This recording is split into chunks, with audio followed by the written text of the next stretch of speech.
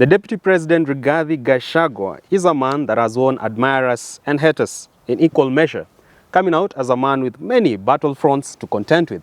How is he going to navigate this journey that is the politics of Kenya?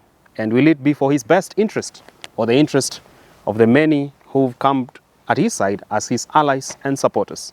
My name is Richard Mwenje. Such a pleasure to have you on this edition of Siasa Brigade.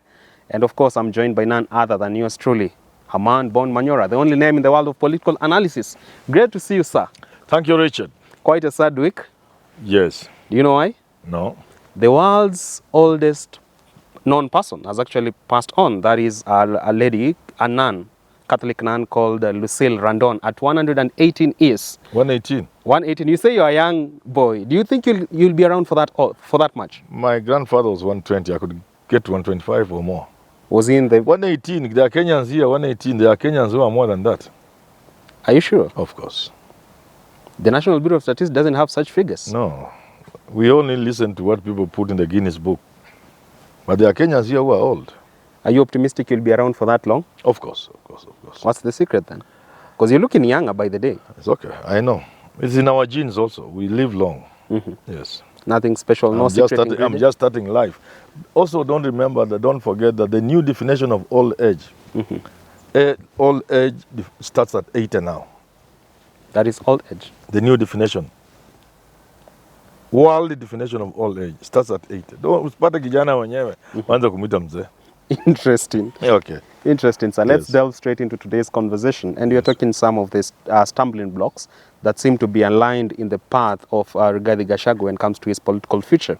But let's start from this. The bone of contention herein has been who is the regional kingpin for Mount Kenya, the voting bloc that took President Ruto into the ultimate power office in this country. There are those who think that the only way Rigathi can get ultimate power is by disparaging the former president and his allies. That is the direct ticket to get the endorsement of Mount Kenya bloc. Do you subscribe to that argument that that's the path he should take so that 2027, should he launch a presidential bid, it can get him into status? Maybe, although I doubt.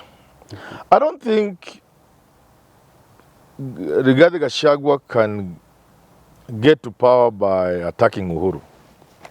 I don't think Rigathi Gachagua will become the Mount Kenya Kingpin by rubbishing everything good that Uhuru has done. I doubt. Because you see, sooner or later, I mean, if it doesn't already happened, the people of Mount Kenya will see what Uhuru did for them. It will dawn on them, the reality. Yeah. And then measured against the fake promises that were given. They are not foolish, they will see. So I don't think you have to bring Uhuru into the picture in a negative way. Just chart your path. Being Deputy President of Kenya puts you in a very good position to be the Mount Kenya Kingpin. That should be enough. I see. Yeah. Former leaders in Mount Kenya region have been endeared to the masses, by large the electorate, by looking at some of the policies that will refine the field of agriculture. Because this is a region that is well versed with high-value crops like coffee. Among the duties and responsibilities given to Gachagua under this administration is to look at changing the fortunes of coffee farmers in Mount Kenya region. We've seen so many leaders, including the former president, come from that region. It has been an arduous task to change the fortunes around coffee in that region. For this particular sort of baggage that is in the hands of Rigathi Gachagua, how best can he navigate that terrain of endearing to the farmers in Mount Kenya bloc, and particularly those under the coffee sector? You know, people attacked Moi and said he has destroyed Kikuyu economy, he destroyed coffee. I always laugh. 20 years after Moi left power, with Kikuyus in power, Kibaki 10, Uhuru there, they haven't fixed the coffee sector. Then how is it true that Moi destroyed it? Why haven't they fixed it? Gachagua will try, but unfortunately, he will come face to face with the cartels. One of the challenges Rigathi Gachagua is going to face in his quest to become the kingpin and in his new task of reviving the coffee sector, is going to come face to face with cartels. The people they said they were going to deal with Ruthlessly. The people of state capture, they have since done a 360 about turn, and they will not do it. Why? These are the powerful people. These are the people with money. Dealing with these people is not easy. So Gachagua may be no match. Because if he's a match to them, why can't we see coffee farmers celebrating next year? I'm waiting to see. Very well. It's not easy. Because this is a country run by cartels. The people with big money in this country are so powerful. They will make mincemeal of anybody who tries to write things. I laughed even with Mudavadi, a military man, could not handle these cartels of City Hall. water. Even the garbage collection. If it's Manyora, I'll run over them, all of them. They should just perhaps plan to kill me, but I'll run over them, all of them. You can handle Nairobi. Oh, politics. yes, I'll run over this. These are simple people. It is money they put. They use money, they entice you with money, they compromise your team with money. But if it's somebody like Manyora, money is nothing to me. I'll just run over all of them within 2 weeks. All these water bowsers, I'll lock them out of Nairobi and be convert them into other uses. Kuna mtu atauza maji Nairobi. I see. So coffee, it is a chain all the way up to the international market. Auction. Tea, the same. I don't think Gachagua is up to task. All right. He cannot manage. Barely a few days ago, I was having this conversation with a governor from Western Kenya, and he's taking concern with the issue, the domineering effect within Gachagua. Of course, sending the narrative that were it not for him giving Ruto 40% of the Kikuyu votes, Ruto wouldn't have been in status right now. But then again, his point of argument is this. Unlike Gachagua, William Ruto, Musalia Mudavadi, Wetangula, and a few of those others sitting at the center of this administration were people in Raila's side in the past, before the last 10 years in this particular country. Yes. There's a likelihood of these people working together. We've seen Raila asking his groundsmen in Luo Nyanza to embrace the president. So if Gachagua is going to go ahead with this domineering effect, he could be sidelined in 2027 with the Western region being united, so that he'll no longer be a factor in determining whether Ruto will get into the seat. Do you sort of align yourself with this kind of argument? Let me tell you this. Anybody who occupies State House will have known, or they will sooner know, that you cannot ignore Kikuyus in this country. You try it. Let Ruto try it. Western is such a massive block. You try it. Try. Moi, I remember Moi coming to Nyanza and blasting Luos and going to Western and blasting and then giving them 500,000. And then flying by helicopter to Nyeri, taking their school bus and 10 million. Contrary to what people said, Moi put Kikuyus very close to his power. What he did for Kikuyus was far more than he did for the rest of the country.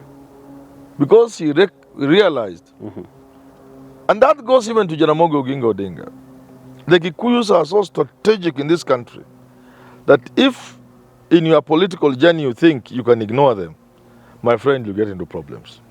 I see. It's not easy, because the two political communities are the Luo and the Kikuyu. And you have to be very careful how you handle these two communities. It's very difficult to ignore them. So when people are wondering, oh, how come Uhuru was able to do so much for the Luos as opposed to what and what, it is that realization. You cannot be a Kikuyu in power and ignore Luos for long.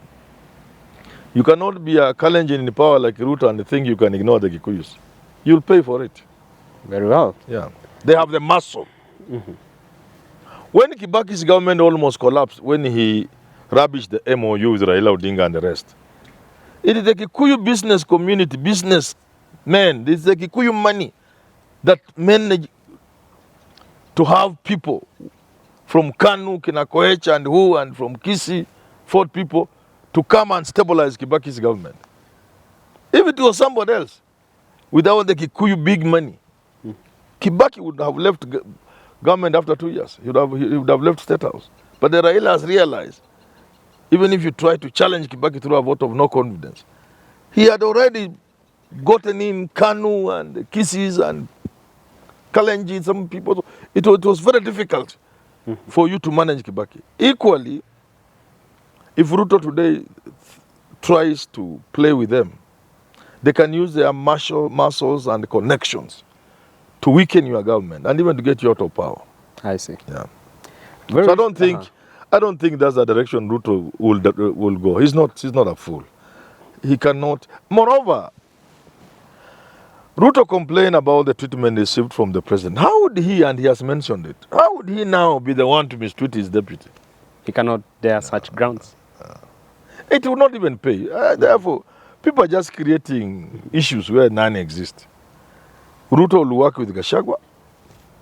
But you see the way things are working, and I was talking about this in another show, the way this thing is playing out, the way the president is playing out this game, he's raising question marks among the Kikuyus. And he's raising unnecessary expectations among the Luya. That Mudavadi will be the one who will go with Ruto in 2027 as a running mate. You know, that is not good for him. Because the tension you create in Mount Kenya may eat you. The expectations you create among the Luya may eat you. Because some devil, you know the devil works very well, some devil may find a way of putting together a team of people even to get you out of power through a vote of no confidence. I see. Tell Gachagua, huyu atakutoa kwa hii kitu 2027. Wewe tangulia, wacha tufanye mimi sisi wajaluo tukae na wewe. You know, so then they have the numbers. Then bam, you're in. You're out.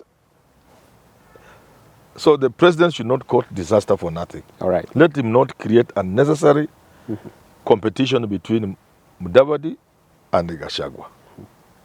And create perceptions that he's out to work with Mudavadi in 2027. That's what the Luya is saying now. Very well. I see. But then again, as we bring this conversation to the tail, we've seen Jeremiah Kioni. He believes that Rigathi Gachagua is somewhat on a path to self-ruin. And this is because of what he terms as populism moves. He says Gachagua is likely to get a direct endorsement as the regional kingpin of Mount Kenya, but not the national popularity case that he is after. If you look at all these kind of executive orders he's passing around, show of power display there, don't you think it will win him both fronts, both national popularity and also direct endorsement as the regional kingpin and spokesperson? Don't you think so? You know, Gachagua is a man out to capture the Kikuyu constituency. Nothing demonstrates this more than his pronouncement on the Kikuyu. Matatus in Nairobi, yeah? On farmers' coffee and all that. Bus in Nairobi and so on and so forth, of the people who have killed our industries, our agriculture. The Kikuyu. So it's out to appear to the Kikuyu that here I am, I'm your Messiah, I'm your Savior. That creates two problems for him. The first one is that you run in conflict with those who believe they are the really owners of the mountain. The oligarchs, the Kenyatas, and the rest. The second thing, you present yourself as a tribal kingpin. So the rest of the country says, okay, fine. Go with that block. Then if you want to be whatever you want, then you work with Kikuyus, you see where they will take you. So either way he's losing. If I were Gachagua, I hope I could get him. Mano. I tell him, my friend, being number 2 is good enough. Second in command. Don't try to get anything else. If you must do something, chini ya maji. He be like Kalonzo during the... Wacha kusema ati sisi wa Kikuyu tu. No. Watoto wa Mau kitu gani? Sifuna said he's a latter day pseudo Mau. Yes.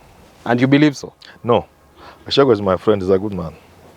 All right, that point by Herman Manyora takes us to the wrap of this conversation today on Siasa Brigade, touching on the current and political future of none other than the second in command, Deputy President Rigathi Gachagua. Tune in for such and even more insightful conversations every week here, as well as my other show that is Business Glide, that gives you the latest updates in the world of business and economics. Also watch other shows presented to you by none other than Jadiel Kabiro, Evan Sokinyi, Kennedy Kimtai, and a number of new hosts that will be unveiling to you sooner than later, including a very talented lady. So stay tuned to Herman Manyora channel. Until next time, my name is Richard Mwenjo. Always a pleasure.